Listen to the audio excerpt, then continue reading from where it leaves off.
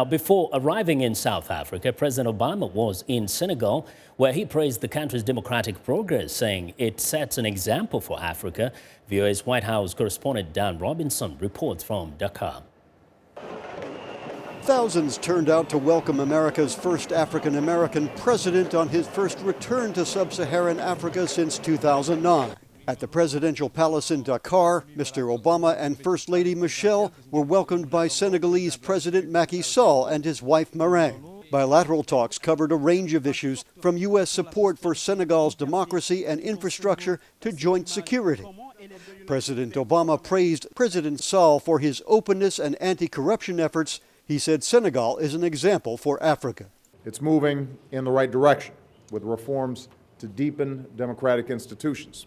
And as more Africans across this continent stand up and demand governments that are accountable and serve the people, I believe Senegal can be a great example.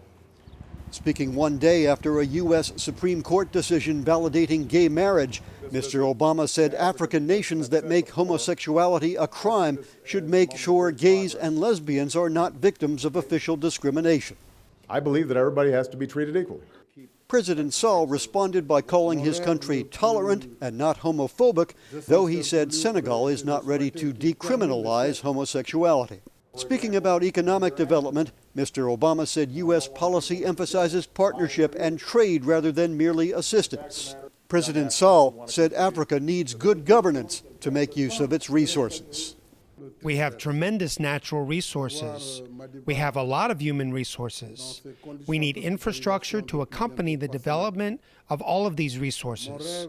But all this in the context of good governance. Otherwise, these resources will be in vain.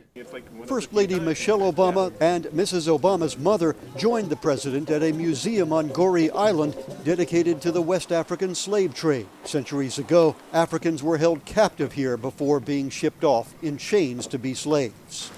Mr. Obama said the tour here was a powerful moment that reminded him about the importance of human rights. And I think more than anything what it reminds us of is that we have to remain vigilant. Earlier, Mr. Obama spoke of former South African President Nelson Mandela, now gravely ill in a Pretoria hospital. The president called Mr. Mandela a hero for the world, whose legacy will last through the ages.